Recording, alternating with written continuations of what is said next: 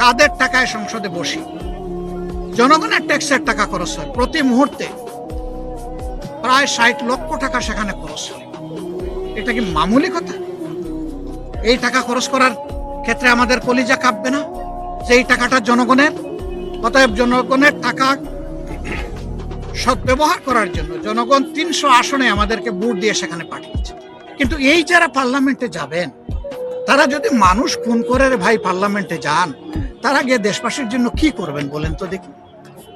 মানুষের জীবন নিয়ে আমাকে পার্লামেন্টে যেতে হবে কেন? আমি তো যাব মানুষের জীবন, সম্পদ এবং ইজ্জতের পাহারাদার হওয়ার জন্য। সেই আমি লোকটার হাতেই যদি আগে জীবনও চলে যায়, ইজ্জতও চলে যায়, আমার সম্পদও ধ্বংস হয়ে যায়, তাহলে আমি তো আসলে এই ধরনের প্রতিনিধিত্বের যোগ্যতা রাখি না, আমি অযোগ্য। বাংলাদেশের রাজনীতিতে অতীতে ওই সন্ত্রাস ছিল, হানাহানি ছিল, বিশৃঙ্খলা ছিল, কিন্তু জুলাইয়ে এত রক্ত আমরা দিলাম, তারপরে আর রক্ত কেন দিতে হবে রাজনীতির জন্য? আমরা তো আশা করেছিলাম যে রক্ত দেওয়াটা ওখানেই শেষ হবে, রাজনীতির ময়দানে সুস্থতা ফিরে আসবে, রাজনীতি হবে ভালোবাসা এবং পারস্পরিক শ্রদ্ধার উপর ভিত্তি করে। আমার আদর্শ আমার কাছে, আরেকজনের আদর্শ তার কাছে।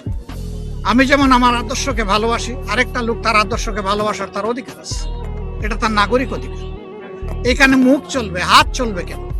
মুখ চলবে ভদ্রভাবে, অভদ্রভাবে নয়।